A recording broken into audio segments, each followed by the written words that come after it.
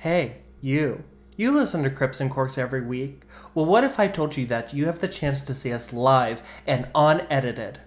That's right. We're going to be live on the main stage at the Poetry Theater right here in Pittsburgh, PA. We're going back to the beginning by covering the topic of our second episode, the Amityville Whorehouse, and all new facts and features. But DJ, what if I can't make it there in person? Well, lucky for you, we are offering special streaming tickets so that you can watch from the comfort of your own home if you can't make it on the day or if you don't live in the Pittsburgh tri-state area. Wait, you mean I can watch from my bathtub? Yeah.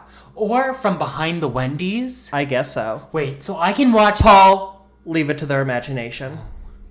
So go to the link in our description below to get your tickets today, and we'll see you there. Also, BYOB tickets are available for those in person. And now for this week's regularly scheduled episode. Here's the statue you wanted, Mum. That's not the statue I asked for. Yes, it is. You asked for a statue of little baby Jesus. Jesus, Kim. Baby Jesus, not Jesus, Jesus! Ah, Mom! Look at me, look at me, look at me.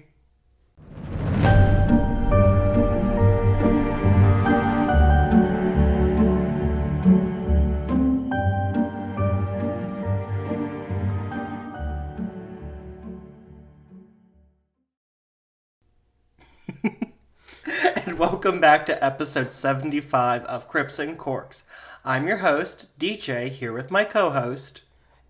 And producer, and model, icon, legend at large.com, Paul, as usual. And I hope We didn't agree to any of that. Oh, that's because it just popped in my head. Okay. I felt it appropriate to really let the people know who they're dealing with. Let them know the icon, the legend, the moment that I'm gracing their ears, their eyes, their vulvas with even. That I just had to let the people know, truly from the bottom of their hearts, what they're dealing with. And they're dealing with me. And I think the camera's still a little off. We're just gonna deal with it at this point. Okay, that's fine. Oh. I'll just serve a little more on this side. Do you want... No. There we go. Did that help? I don't know. Who cares? We're professionals, if you can't tell. We are professionals, and as a photography... What the fuck was I going to say? I don't know. As a podcasting professional, how was your week, DJ? It was fine. We were out of town last weekend. Yes, we were. Yes. And that was fun. And I had Shout out to Robert and Chad. Had one of the most miserable drives of my life. Yes, you did. And I was actually going to talk about that too, because that drive was awful. We wake up at 6 a.m. Yes, we did. First of all, 6 a.m., shower, dress, get ready. 7:02 p.m., we're sitting and have a good old time. What do we hear? What do we hear, DJ? We hear this scraping noise outside. And honestly, I thought that they were putting like a boot on my car because I parked overnight outside of your apartment, which for some reason doesn't have overnight parking. Right. Even though it's a whole line of apartment buildings. Right. Anyways, so I'm like, oh shit, they're booting my car or like they're towing my car because I catastrophize. Right. And we open up your front blinds and everything is covered in an inch of snow. Right.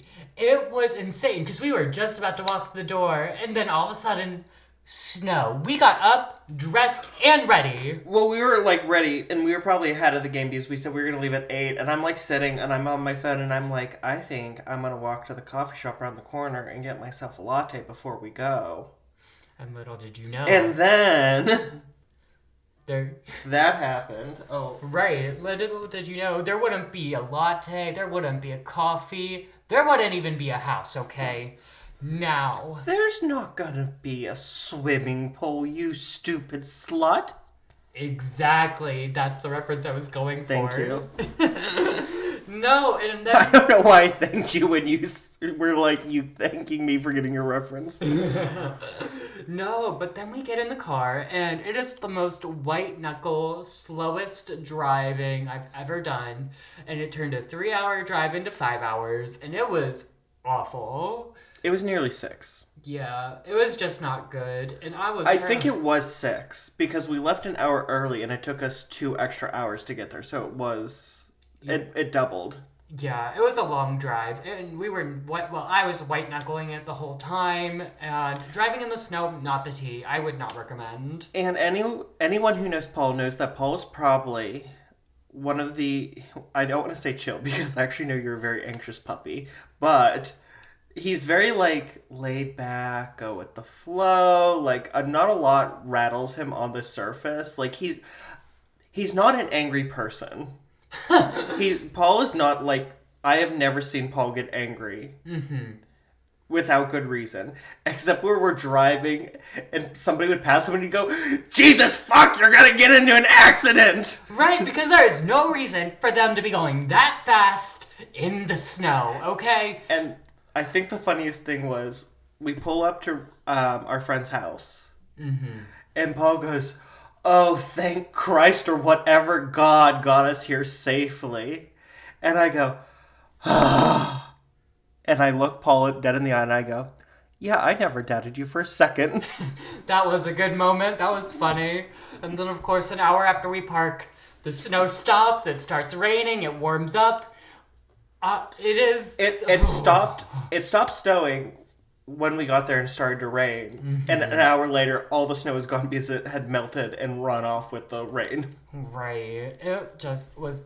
Now, the rest of the trip was good and fine. Oh, it's fabulous. It's just the drive. That Little down. Caesars? Oh That my God. crumble cookie.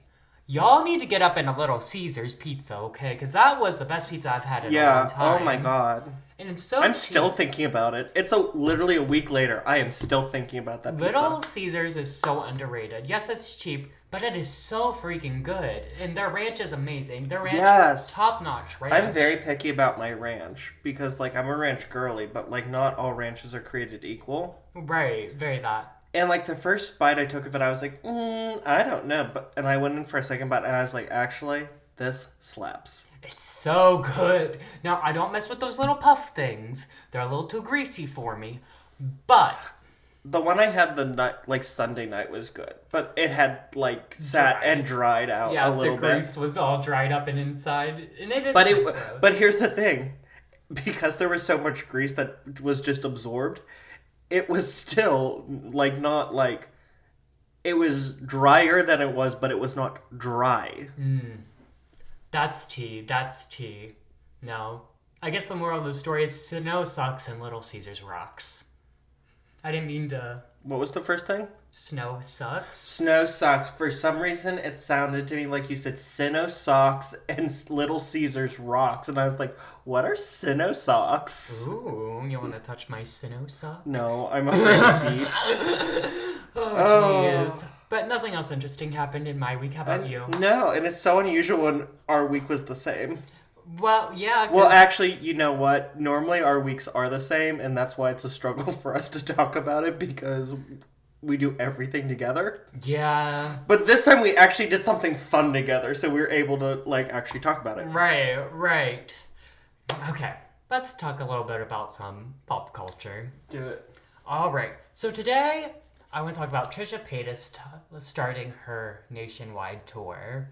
And the videos have started coming out, and I have something to say about this. And don't come at me for saying this, but we all have to be honest with ourselves for a second and say, Homegirl can't sing. No. Is she entertaining? Yes. Can she sing? No. Okay, so I saw clips from her Broadway debut. And we talked about this. It was awful. And I say that as a trained performer. Yeah, it's just she's not a good singer. And, like, I know she rented that theater for the night and sold the tickets. Right. Because no production company. No. No production company. No New York production company. maybe they would look at her star power, like the fact that she does have a large following, and go, okay, this is going to be a one night only event. I think she dished out that OnlyFans and Patreon and Just for Fans money and her merch money. And she rented out a theater for the night. But you know what? A lot of TikTokers, it was the place to be for a night. Yeah, honestly, it was the place to be for a night. And honestly, honestly, it gives people like me who can't sing but want to sing so badly hope. Because I can do it. If she can do it, I sing just about as well as she can. Well, here's the thing, Paul. And I say this as a trained professional. Anyone can sing. Yes, it's how much heart you put behind it. But not everyone can sing well. Yes. And I'm the latter half, unfortunately. Yes. And unfortunately for you all, because my singing isn't going to stop anytime soon, unfortunately for you all. Yeah, my reign of terror is just gonna continue. Mm-hmm. But, like I said, just giving hope to people like me who can't sing and continue to do it for the public, you know? It's just what we're doing, okay? Now, do you have any pop culture? That's my pop culture corner for this week. All right, well, moving right along into the alcohol. What are we drinking today, DJ? Well, it is St. Patrick's Day weekend. Woo! And I am Irish. I think you're just German. I think I have a little Irish in me, mainly on the weekends. Fair enough. So it would not be a proper St. Patrick's weekend if we weren't drinking Guinness. So, there's not much to say about Guinness. Don't shake it. Every time we have a carbonated drink on this podcast, you shake the canister it's in, and then explodes and you act surprised. I am a mobile girly, okay? Call me Mobile Alabama, because I am on the move. You're not going to open this one, okay? Fine. Okay. All right. Let's crack on 3, 2, 1.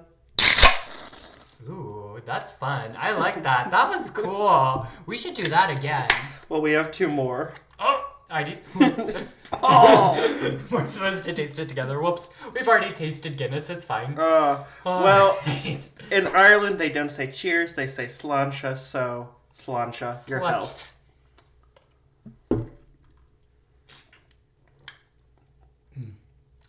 It needs to sit and aerate for a moment. Yeah. Because it's in a can. I think technically, even though they come in these cans, you are supposed to pour them still. Yeah. Yeah. Either way. But we don't have... it does say best enjoyed poured into a glass. You know, I thought about getting us Guinness pint glasses, but I was like, they're just going to take up room. Yeah, and I already have enough glasses here. I know. Lord knows, I don't have enough cabinet space for all the glasses people get me. You start one wine podcast, and all of a sudden, people's go-to gift is wine glasses. Well, you know, we can start storing the... Something's coming, and it may be a new set. Ooh. But when we do that, and we have the storage... furniture thing. We could put some of the glasses there. All right, DJ, how many grapes are you giving the Guinness? I do enjoy a good Guinness every once in a while, so I'll give it 5. I'm going to give it 5 grapes, too. It's not just about the taste. It's about the culture. It's about the experience. It's about the cracking it open. Mm-hmm. You can almost hear your Irish ancestors eating potatoes. And eating soda bread. Yes, exactly. You can almost taste the famine. It's beautiful. I love it. What? You just really had to bring the famine into this. And I'm going to keep bringing it up. Anyways, Paul, can I tell you a story? Maybe just once. Okay. Where dips the rocky highland of Sleuthwood in the lake, there lies a leafy island where flapping herons wake. The drowsy water rats, there we've hid our fairy vats, full of berries and of reddest stolen cherries. Come away, O human child, to the waters in the wild, with a fairy hand in hand, for the world's more full of weeping than you can understand. That is an excerpt from the poem The Stolen Child by W.B. Yeats. Oh, yes. Very famous Irish poet who also had a very big hand in trying to preserve Ireland's rich fairy folklore. And this week, for St. Patrick's Day, I'm going to be telling, or reading rather, some Irish fairy stories. Period. Top of the morning to ya, mate. Shrimp on the Barbie. So, Paul, you've been to Ireland. Yes, I have been to Ireland. It's a very beautiful place. Dublin was awesome. I, of course, was in a lot more places than Dublin. Yes. But Dublin was one of my favorites. Loved Killarney. Mother nightclub in Dublin. Go there. Amazing, iconic, best nightclub I've ever been to in my life. Tell me, you've been into Ireland. Yes. Maybe in Ireland, but yeah. And when I was in Ireland, we did hear a lot of and told a lot of fairy stories, and that is such a rich part of their culture is the storytelling. And they have wonderful stories of fairies and good people and little people. And so I figured I'm going to be reading from a treasury of Irish fairy and folk tales. 3 stories. Now, in all seriousness, the fairy culture of Ireland is something I wish I would have explored more while I was there, because I'm pretty sure, isn't the unicorn even the national animal of Ireland? No, that's Scotland. Scotland. But either way, Ireland has a lot of interesting fairy folklore, tales, and it really does run deep in their culture and their history, and that's something I find really interesting, and it's something I'm very much jealous of, because here in the U.S., we don't really have that. Exactly, and I love fairies. And you think, especially, having the Appalachian Mountains, where there's definitely, if they exist, they're there, for sure. That's for sure. Well, that's why so many Irish people did settle in the Appalachians, especially Pittsburgh, because Pittsburgh's climate is very much like Ireland's. Right. In that the weather changes so drastically on a day-to-day basis. That's tea. Anyway, so I will be reading these stories to you, and then afterwards we can discuss what you think about it a little bit. Let's get into it. I'm excited. This first one is called The Fairy Changeling by Lady Wilde. And one thing to note about all of these stories is I will be attributing them to an author. Okay. However, they didn't come up with it. Rather, they transcribed a long oral story that has been passed down through the generations. I love an oral story. Ooh. One evening, a man was coming home late, and he passed a house where 2 women stood by a window talking. "I have left the dead child in the cradle as you bid me," said one woman, "and behold, here is the other child. Take it and let me go." And she laid down an infant on a sheet by the window, who seemed in a secret sleep, and it was draped all in white. "Wait," said the other, "till you have had some food, and then take it to the fairy queen, as I promised, in place of the dead child that we have laid in the cradle by the nurse. Wait also till the moon rises, and then you shall have the payment which I promised." They then both turned from the window.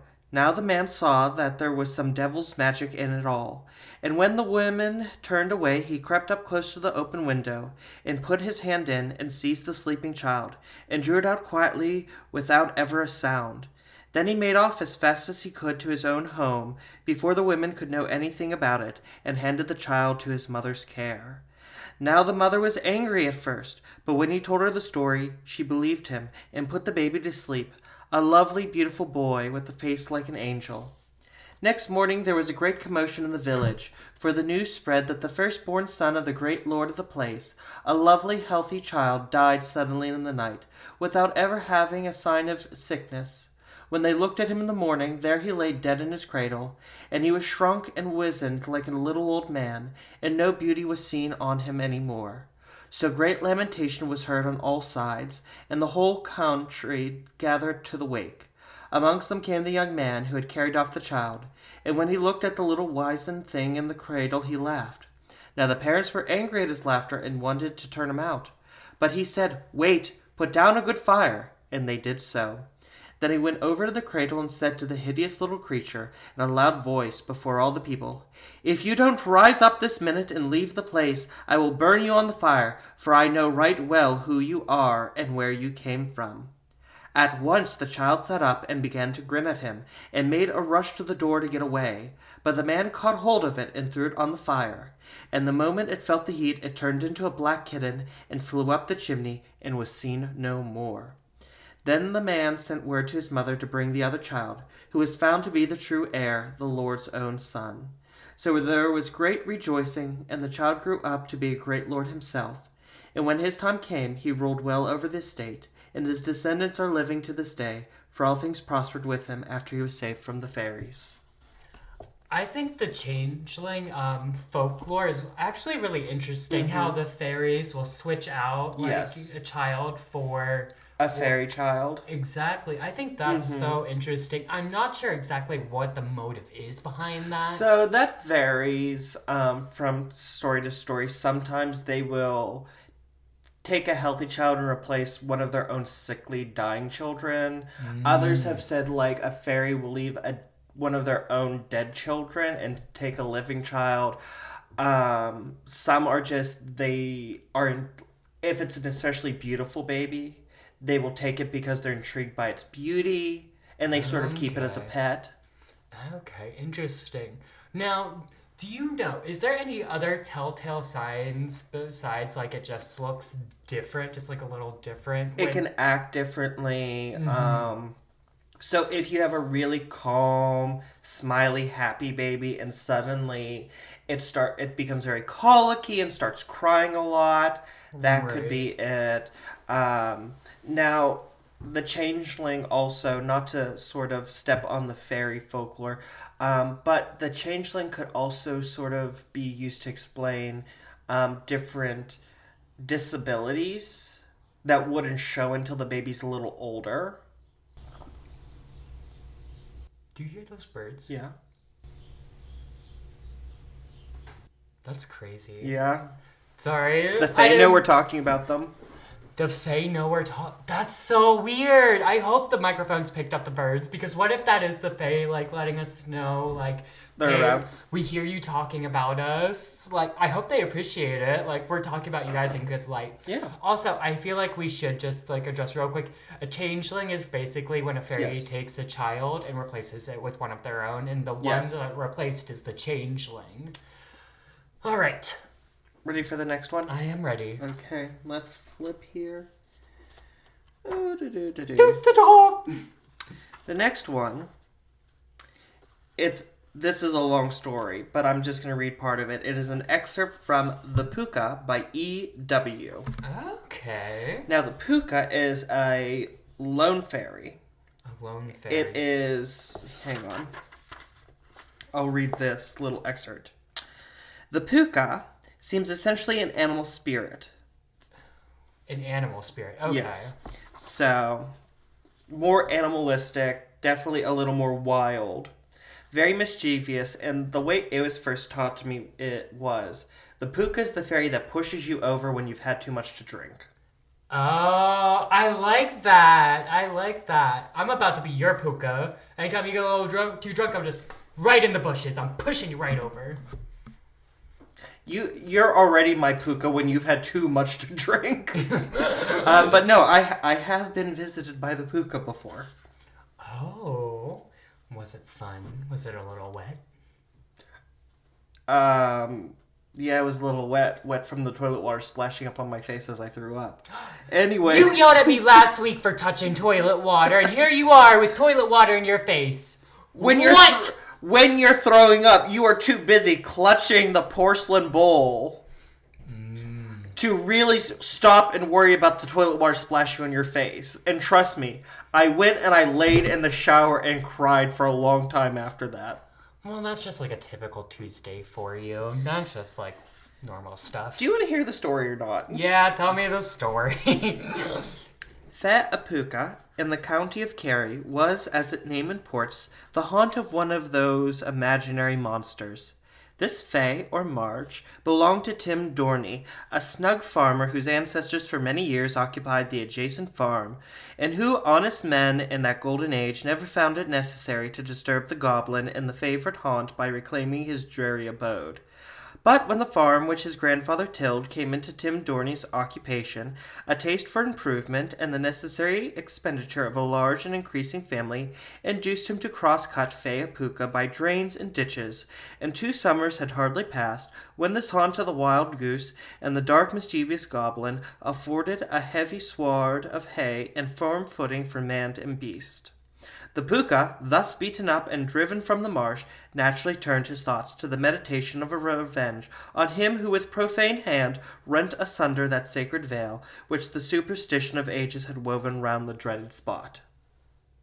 Okay, so basically the farmer needed to expand something and he expanded it into the Puka's territory. Yes. And the Puka was angry about it. Yes. Period.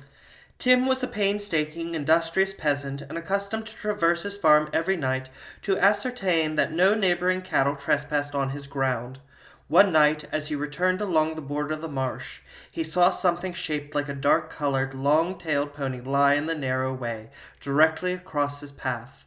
And before he could slip aside to shun the lurking apparition, for Puka, for it was he, suddenly started between the legs of the terrified farmer, and bore him off the ground. The goblin rushed along with the speed of the whirlwind, and Tim's first moment of reflection was employed in a fruitless attempt to fling himself to the ground, but he found that some invisible hand had bound him to the back of his supernatural enemy. It would be tedious to recount the hard rubbings against stone walls and the wild rushings through quick-set hedges that Tim Dorney endured, while the rapidity of his flight completely deprived him of breath and utterance.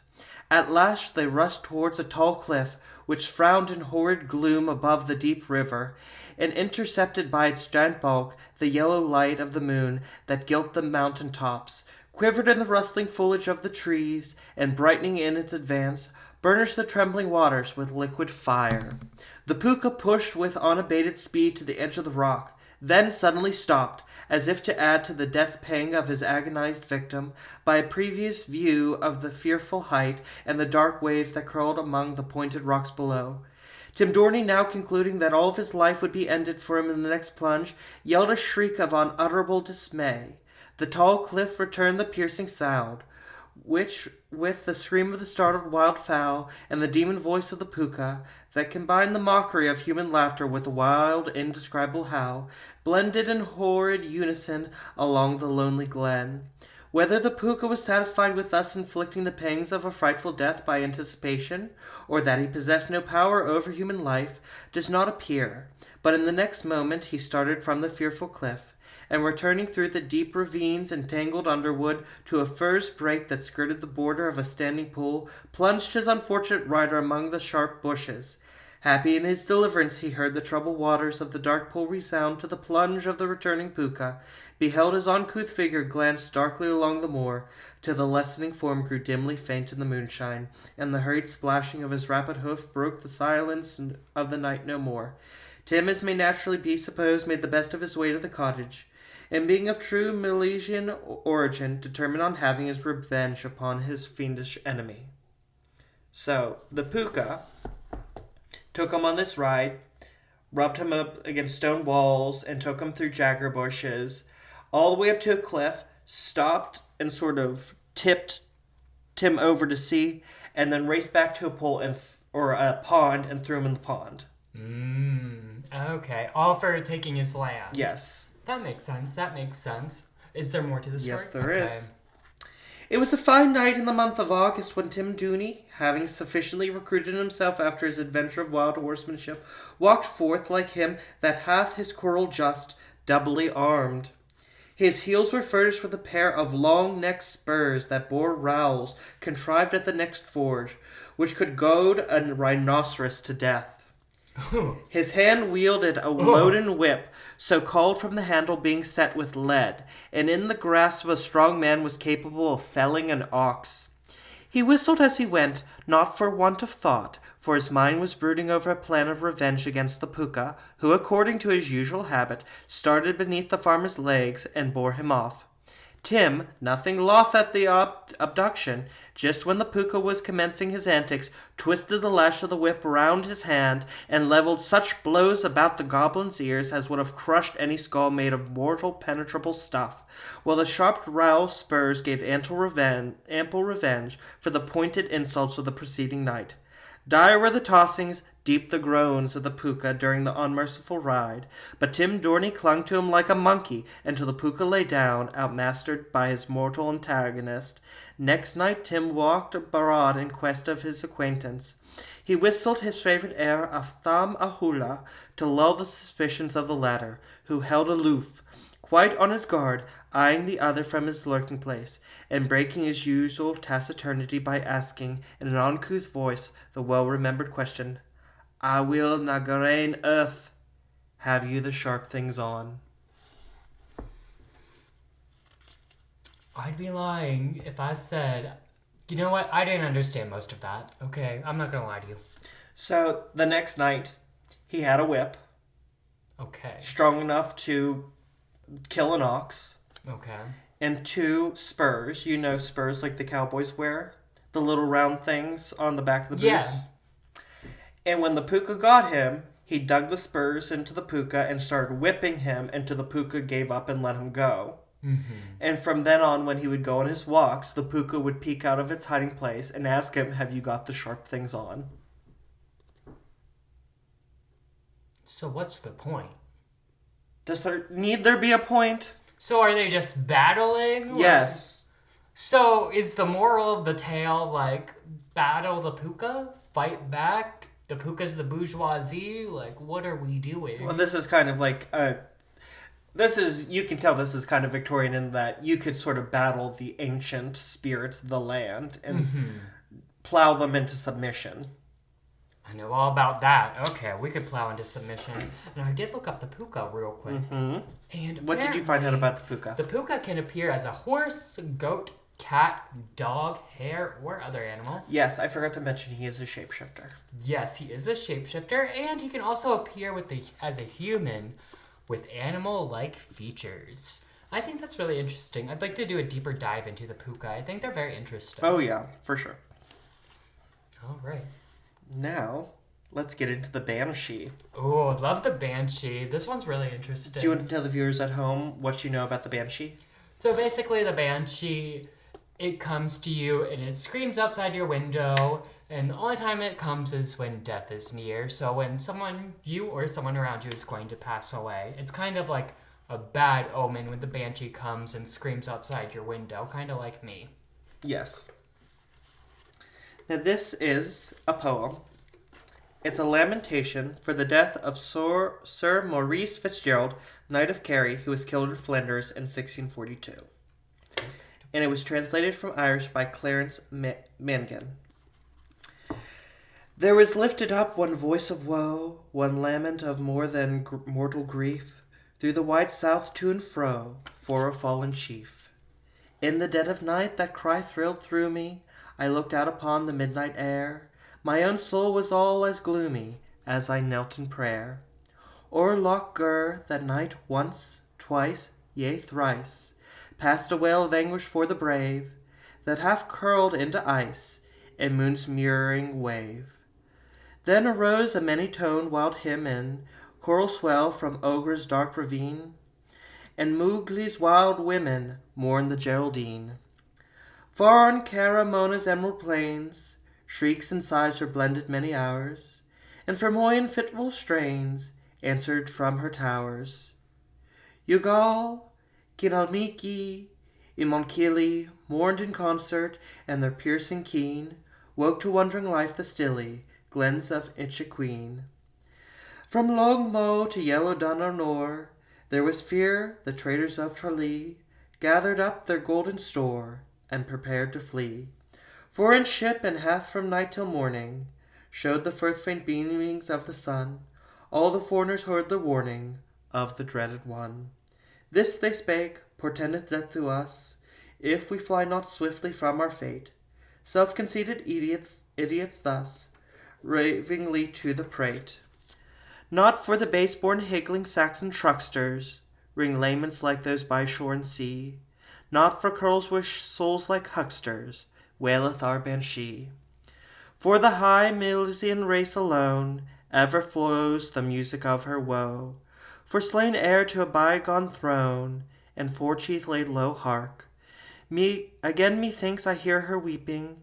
Yonder, is she near me now as then? Or was but the night wind sweeping down the hollow glen? Wow, another beautiful, beautiful poem. Really warms my heart.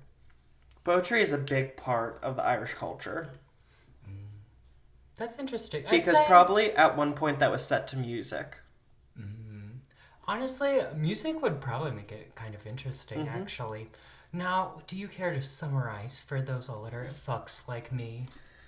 What's going on? Yes. Yes, I can do that. Oh my god. So, even though it's a lamentation on the death of this knight, basically they're talking about the banshees wailing. And how basically this guy was so great that all the banshees in all of Ireland were wailing for him. Okay. And then, so there's a description of that. So the Orlocker that night once, twice, ye thrice passed a well of anguish for the brave. So that's saying she kept crying, and then the other banshee started crying. And then the end of it is just this. This they spake portendeth death to us, if we fly not swiftly from our fate. Self-conscious idiots thus ravingly to prate. That's basically like talking about, oh, this is what we know, like this is a omen of death. Okay, yes. And most importantly, for the Milesian race alone ever flows the music of her woe. One of the things about the Banshee lore is that the Banshee will only wail for people of long, true Irish heritage. I thought the Banshee, though, was coming as a warning for death, not someone like post-morning, not like a post-morning thing, a pre, like, I didn't even think it was a morning thing, honestly. I thought... So it is a morning thing. So there are some stories that she will wail before a person's died. There are other stories that she will wail once a person has died. And it goes back a long time to the keening women. So back in the day, in Ireland, when somebody died, you would pay a local woman who would stand at your house, outside of your house, and she would sing this long wailing song. That's crazy. But because her only job had to do with death, she was normally ostracized, which sort of turned the story into like these hags. Oh, and then that beat turned into the Banshee. Okay, that's actually really interesting. She is ancient Irish for people. Let me see if I open the book here. You can go to the beginning of the chapter on banshees. Oh, here it is. The banshee from ban a woman and she a fairy. Is an attendant fairy that follows the old families and none but them and wails before a death. Okay, so if you hear the Banshee and you're not Irish, you're good. You're safe. You're fine. Don't even worry about it. The keen, the funeral cry of the peasantry, is said to be an imitation of her cry. Okay.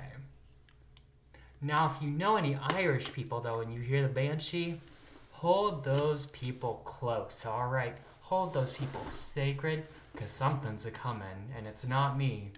Just to believe, I haven't came in a while. Anything, Dad? No, do you want to hear one more story? Sure. Now, this isn't about fairies. This is about giants.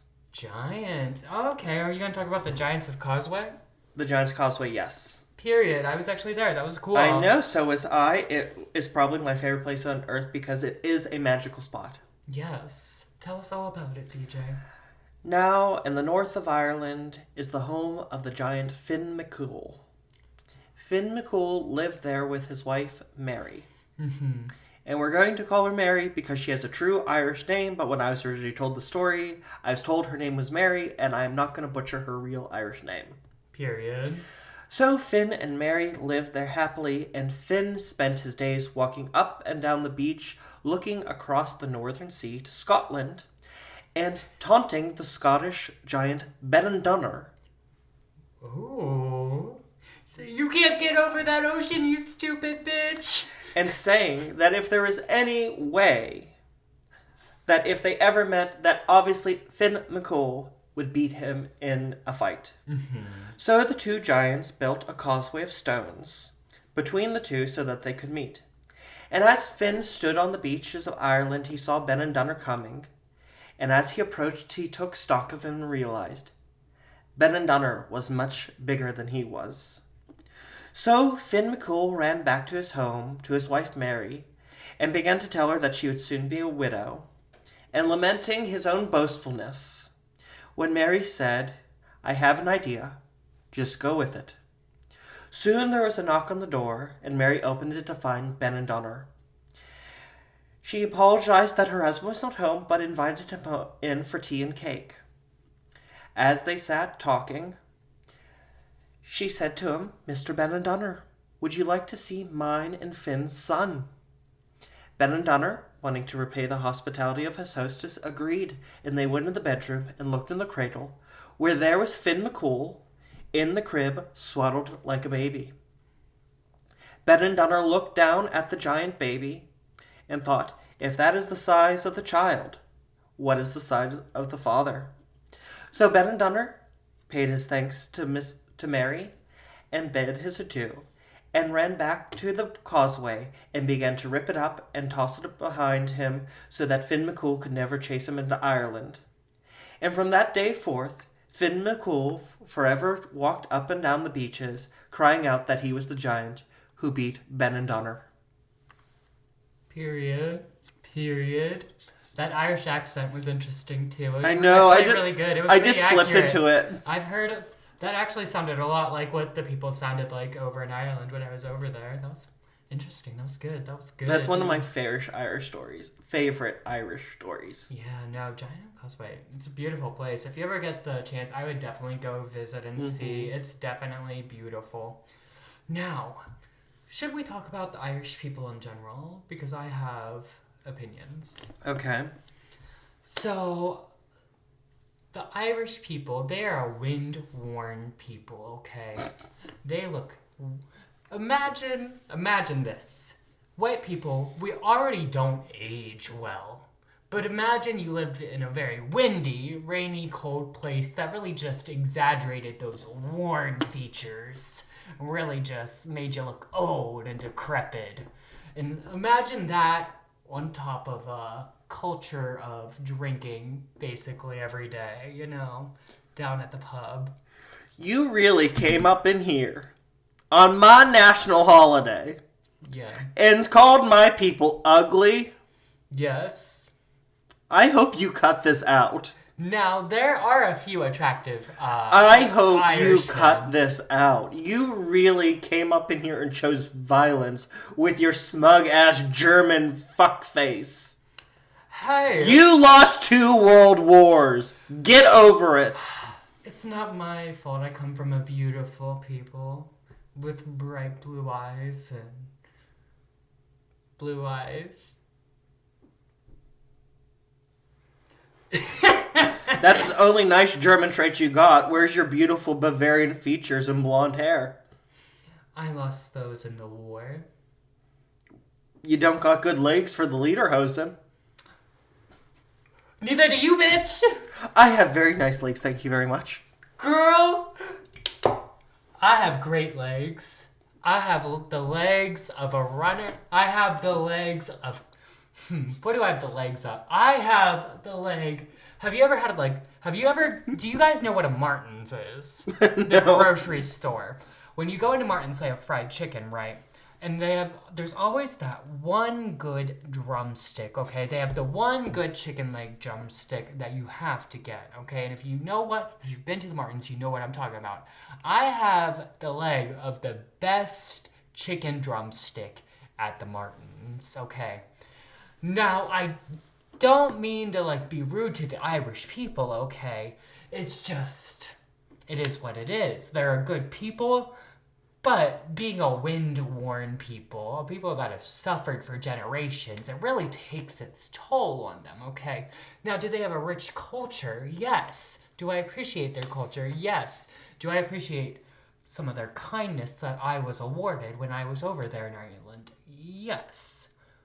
But are they the most attractive people on the planet? No, and I think a lot of people would agree with that, okay? I think maybe the most attractive people on the planet, I'll have to think about that one and get back to you, because there's a lot of attractive people on this planet, and not a lot of them come from the European countries, okay? There's a lot more attractiveness out there other than what the Europeans are serving. I mean, when you're surviving on just like dishes of potatoes and tomatoes or whatever, it is what it is, and you can only do your best with nutrition like that and drinking like that culture of drinking they have over there. Now, have I fallen like a cum or succumb or succumb? Have I succumbed to the drinking culture myself? Yes. Am I a European person myself? Yes. Do I have some Irish blood in me? Most likely. So I can say these things, all right? It's coming from personal experience. It's coming from my... You can talk about your own people in this sort of way, all right? Now, DJ's given me some very, very angry eyes, and I'm not sure why. He almost looks like Ed Sheeran in that Shape of You video, which if you ever need a scare at nighttime, if you're ever on a date and you want to like scare that person, get them in your arms, show them that Shape of You video, and then put DJ's picture right next to it, and you'll see exactly what I'm talking about. First of all, I don't think we should be making fun of any people on the podcast. Second of all, you wasted all that time and breath when I could have just told another story. Well, I think the people needed to know. I think the people needed to really hear from me on this topic on St. Patrick's Day. I know people were really curious about my opinion on the matter. So there you are. That's my opinion. And at the end of the day, I do love the Irish people. I love the I love all of Europe. I love the entire world and world peace. Hello? I was just getting notes up because we have time. I'm going to tell another story. All right. Well, because we need a palate cleanser after that depression.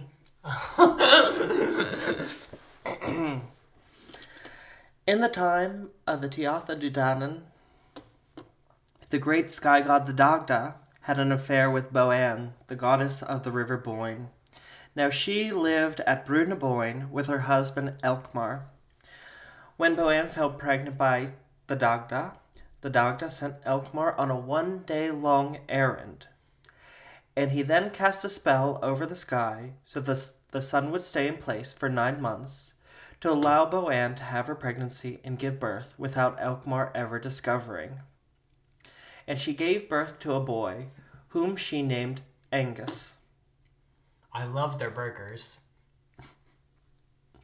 Now eventually, Angus would grow up and discover that his father was the Dagda, and one day the Dagda decided that he was going to divide his lands and his palaces amongst all of his children.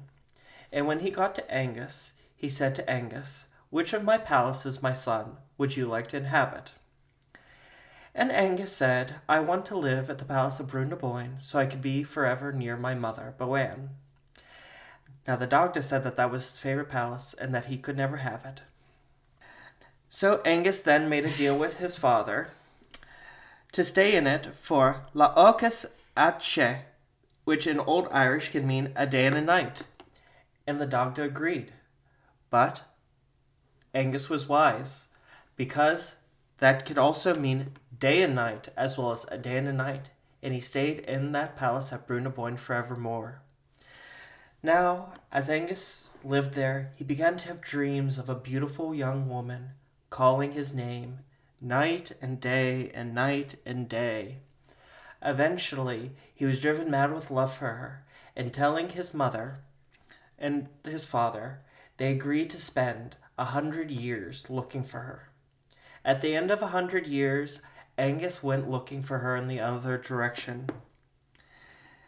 Eventually, the king of Munster, Bob Deer, let him know of a lake where there were many beautiful women.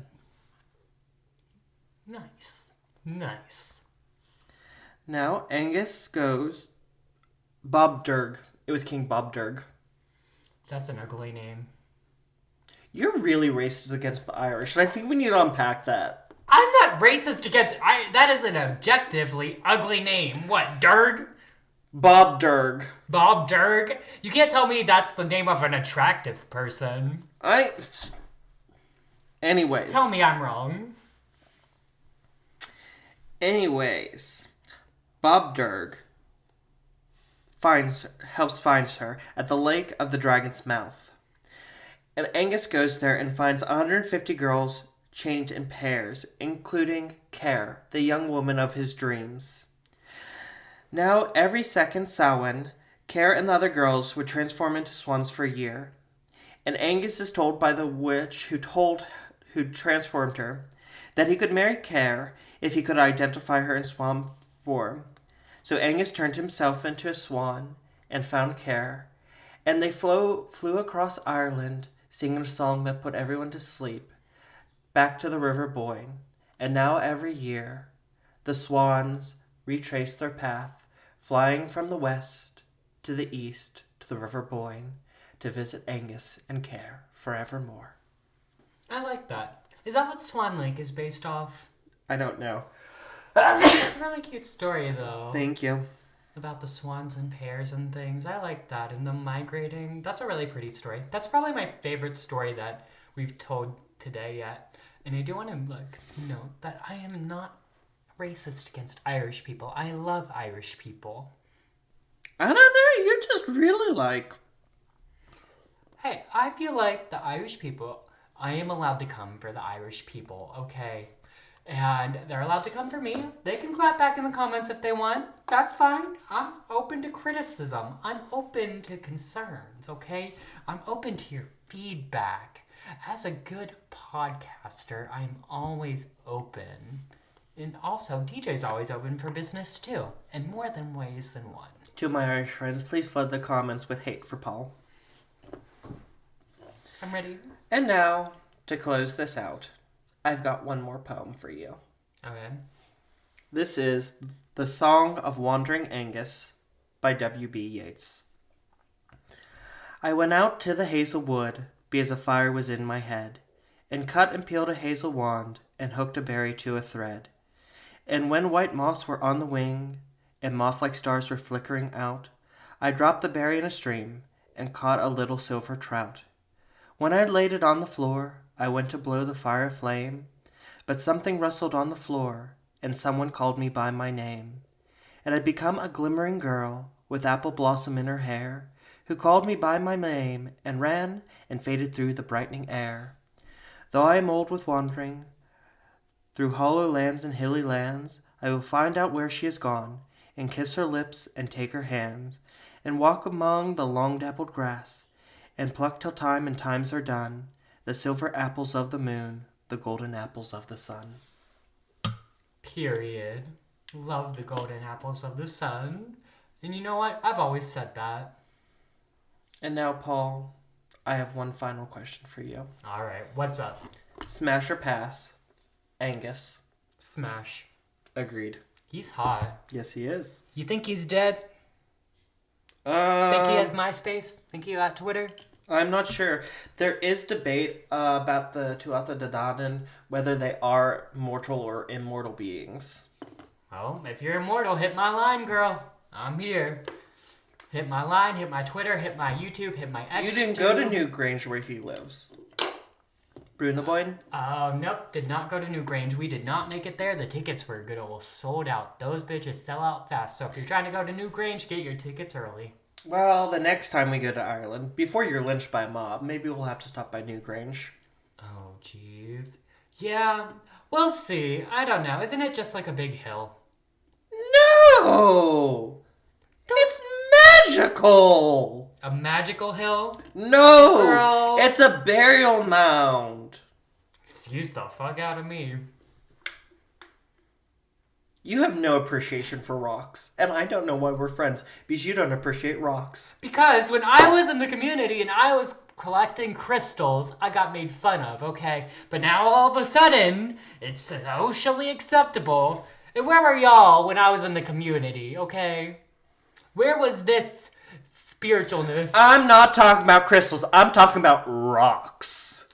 Well, no one cares about regular rocks, okay? No one cares about you. Good. I hope they don't. Believe it or not, we are really best friends. Oh. Possibly. We'll let you guys decide. Anyways, so that's our little foray into Irish fairy and folklore. Period.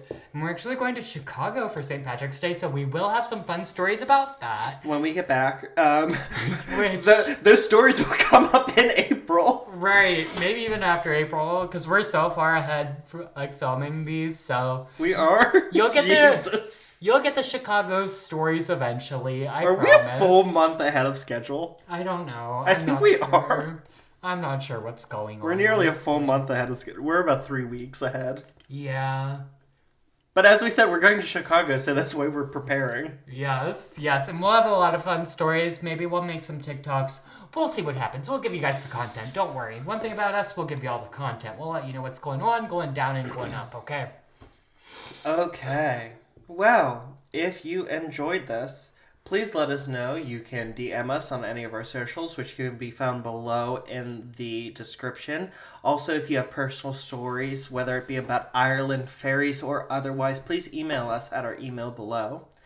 Paul, where can they find you? You can find me at my personal Instagram and TikTok at Paulember, Paulember. And as usual, guys, it's not delivery, it's DiGiorno. And if you'd like to follow me, you can do so on TikTok and on Instagram at the Real Deej Powers. And if you're just dying to see more of me, please check me out at my other podcast, Bitch, That's Camp, which is currently on Spotify. It's a really good podcast. I just listened to the pilot, and it's really good. You guys need to go check it out. They're really funny.